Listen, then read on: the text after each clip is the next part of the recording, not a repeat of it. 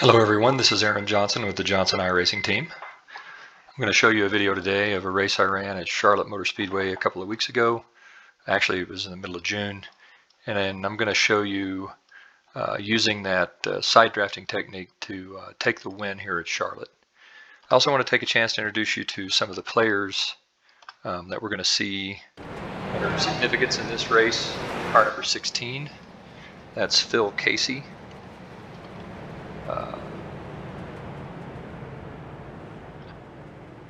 Car number 5 is Miles McNamara. Car number 2 here, that's going to be Lee Alexander. Car number 10 is Michael Ruddy. Car number 4 is Michael Irvin. And then that's me in the Area 51 Alienware car. I'm not going to show you the whole race today. I was having a lot of internet problems in this race, so there was going to be a lot of lag. It was to the point where I, with about 3 laps left, was thinking of withdrawing because the lag was so bad. It was dangerous and I was running up front. I didn't really want to wreck anybody because I was having such a bad time with the internet. But I did put the Area 51 car on the pole, and I got off to a pretty good start here now. We're on Michael Ruddy right now. I'm going to go ahead and skip on back up to my car. This race was really pretty interesting in terms of the competition. My iRating at this point had dropped to just over 800. I'd had several races in a row where I'd either made a mistake and wrecked myself or been involved in somebody else's wreck. You know, Charlotte being a lot like Talladega, all it takes is one mistake and half the field can be collected. So I had to really be aware of that, and it had really been a difficult week. So I was struggling a bit at this point in time. But I got off to a pretty good start. Michael Ruddy here in the 10 car behind me, and Michael Irvin are able to draft right back up to me in short order. We're going to see Lee Alexander up there, Phil Casey as well, and then Miles McNamara. Those are going to be kind of the 5 cars that are along with me that are in the middle of this race, right? So there's the first internet lag. It's pretty significant lag, and what that means is that for the other drivers, I'm just gone. So they have no idea where I am. They have no idea if I'm going to suddenly appear and be right on top of them. And what I was hoping for was that the internet problem that I was seeing here was going to go away pretty quickly. And it stabilized for a little while. So at this point in time, it's pretty much follow the leader. It's me, then it's Michael Ruddy and Irvin, then the 2 car of Alexander, and then right behind him, the 5 car of Miles McNamara. Those are kind of the guys that are in the middle. The 16 of Phil Casey is just behind them. Now, one of the things about these videos, one of the things that I really like to do is I like to give you some tips and tricks and show you some of the things that you can do as a driver to make fewer mistakes or to learn fewer things the hard way. So we're going to jump now to car 17. We're going to follow car 17 through making just a little bit of a mistake here. So let's back that up. The mistake isn't the wreck, by the way. That's not the mistake. That really wasn't his fault. It was hard racing in the tri-oval. He slid up a little bit. We're going to skip over here to a trailer cam of some kind where we can see a little better. So the 17 car slides up a little bit right here.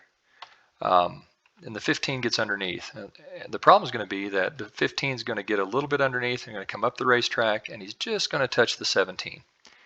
And that's a racing deal. Nobody wants to do that. Collects the 9 car in the middle of it. This isn't anything that anyone does on purpose. And this isn't the mistake.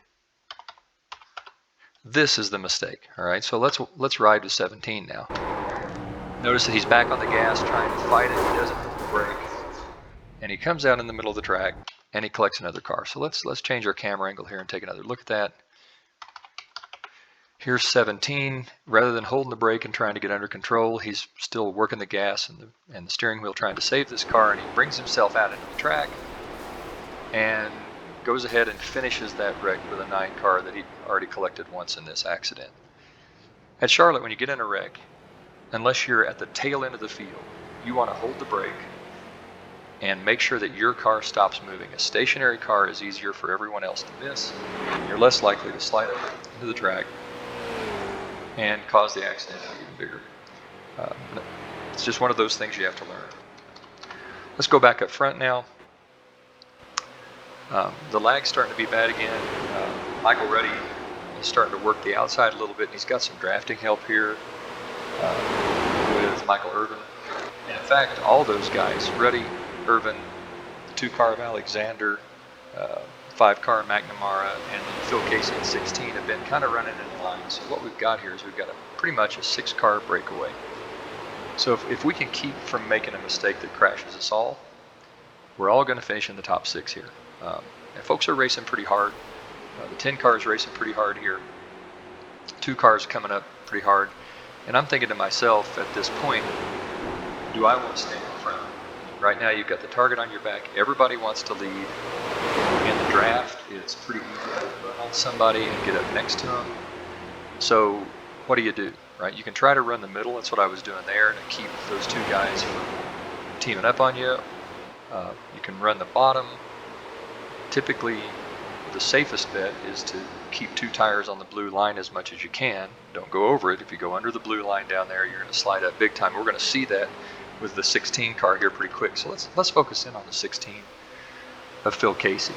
Okay, so Phil gets 2 wheels under right there, slides up, boom. Right now, no harm, no foul. He cost the 10 car a position. It's early in the race. We're not halfway there yet. This is not a big deal. Had he slid up a little further, put the 10 car into the wall a little harder, it could have been a really serious issue.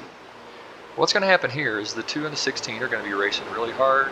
2's coming down, 16's got position, and all of a sudden, those 2 cars are just out of the race. Let's go back up front now.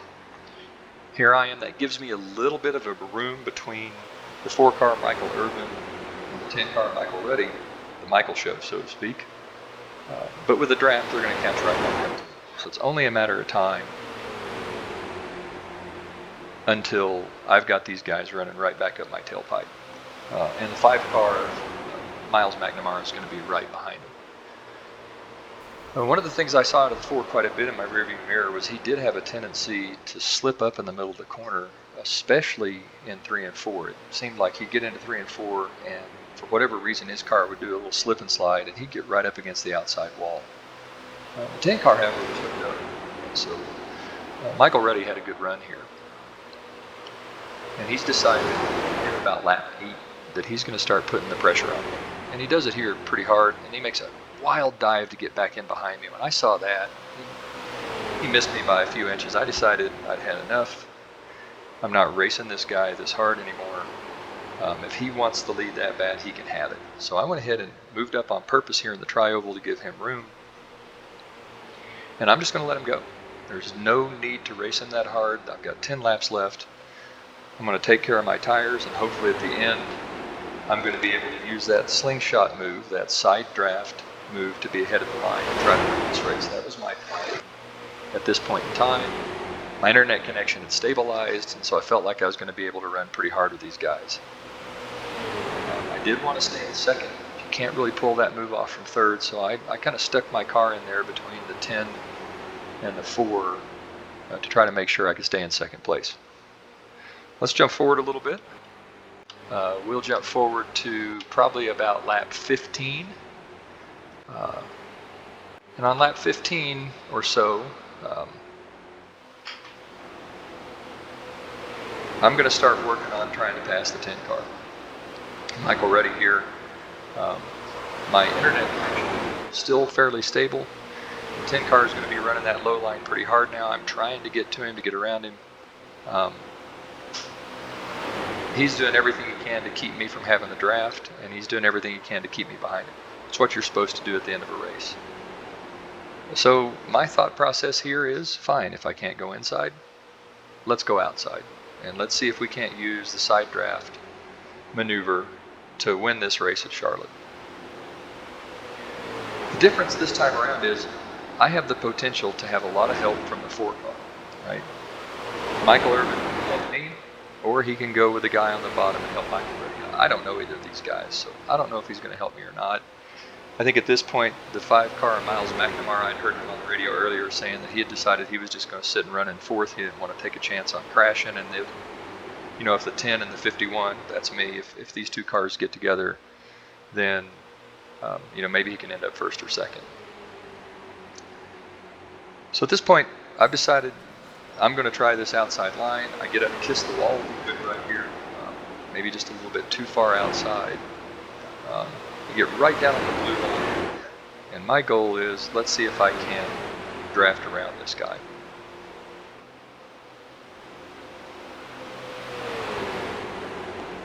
Already he's doing a nice job. He's keeping his car right on the blue line. I use the same strategy I had before, the lap before the final lap, go up high on the racetrack, use the banking to get a run down. This time I did a little better job of it, and I was about a half a car length behind when we got to the start-finish line, and I saw Michael Irvin come up behind me and give me just a little bit of a push. So at this point in time, I decided I was all in on pulling the side draft. I wanted to get as big a run as I could down the back straightaway, and then Irvin went with Ruddy. But then at the last minute pulled back out behind me, so this is going to be close, and I'm going to snuggle this car down close to the 10 car, pull as much side draft as I can, and that's going to slow him down coming out of 4. And it slows him down enough that when we get to the line, we touch just a little bit, and there's your win, right? That's the victory. You can see this again, kind of watch it in slow motion. It's just enough coming out of the corner to pull him by a fender. So at the finish line, that's a win for the Area 51 Alienware car. With the 10 car coming in second, that's Michael Ruddy, Michael Alexander in third, Miles McNamara coming home fourth. For the Johnson iRacing team, that's Aaron Johnson with a win from Charlotte Motor Speedway.